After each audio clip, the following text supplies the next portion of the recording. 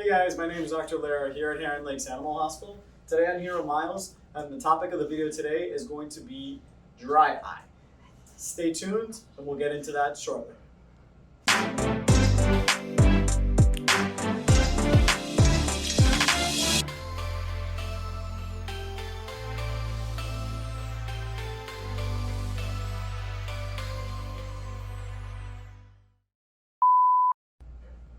Hey guys, my name is Dr. Lera. So the purpose of the video today is to talk about something called dry eye, or KCS. KCS stands for Keratoconjunctivitis sicca, and what that's fancy for again is dry eye. So typically, dry eye is something that you will notice. Your dog will start having a lot of eye boogers, and it happens as a result of this gland that sits right in this area right here. And that gland produces a lot of the nutrients and the lubrication for the cornea and that kind of stuff. And so if that gland is not working the way that it should, then what will end up happening is you'll start noticing that the boogers will start going ahead and accumulating.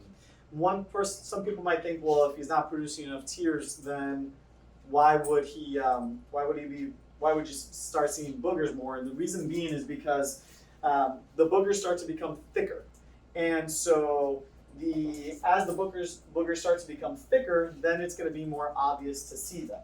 That being said, it is something that is usually medically managed, and it is something that that is usually something that is acquired. There are a couple of different forms. There's a neurologic form.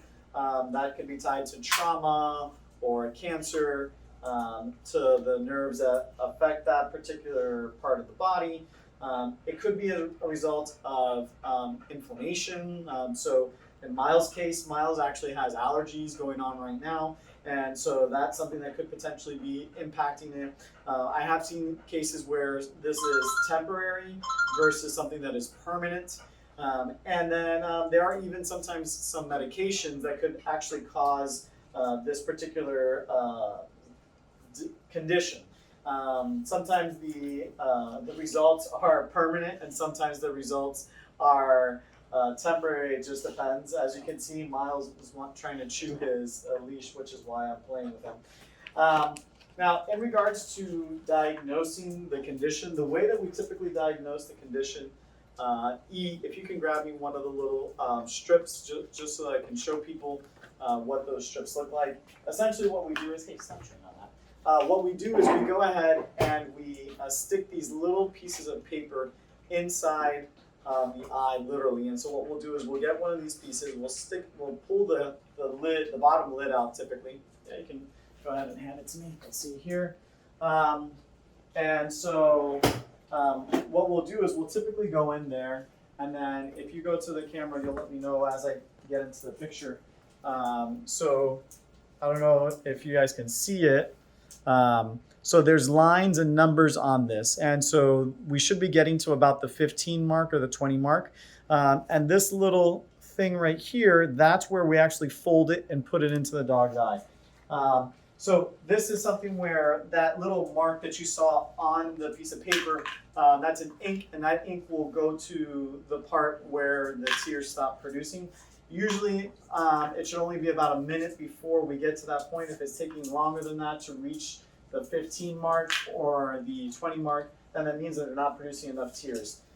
In Miles' case, on his right eye, which is the one with the patch, he only produced 6 millimeters worth of tears, versus with his left eye, the one without the patch, he's actually producing about 17 millimeters worth.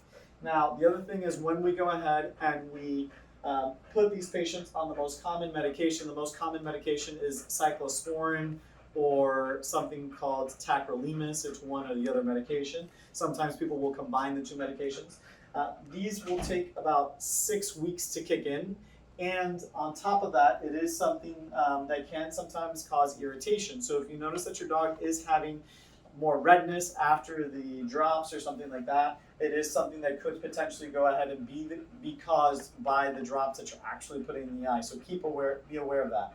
That being said, when you bring him back to the vet for a recheck, make sure that it is something that you haven't put any sort of drops in his eyes the morning of, just because you don't want any artificial lubrication or liquid in the eye when we're retesting for it.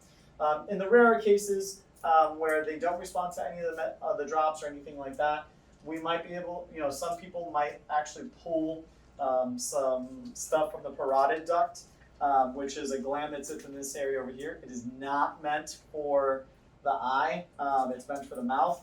But what ends up happening is they go ahead and they put this tube that comes in right in the eye area,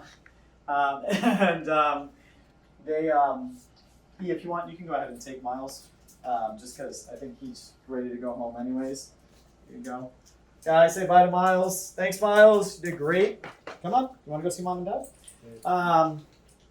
So it's something where we can go ahead and there are some surgical options, but the surgical options are very limited.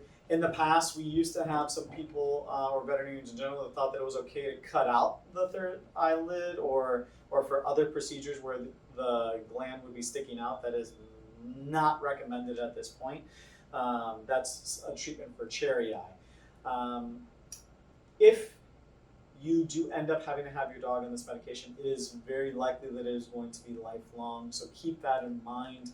Other than that, like I said, it's going to take about 6 weeks for the medication to potentially kick in and to see its full effect.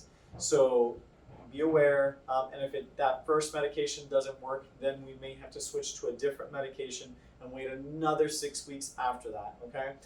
If you guys have questions about this particular video, please leave it in the comment section. If you found this video helpful, please give us a thumbs up, subscribe, and if you know somebody who needs to watch it, share it with them. Thanks for watching, and be safe.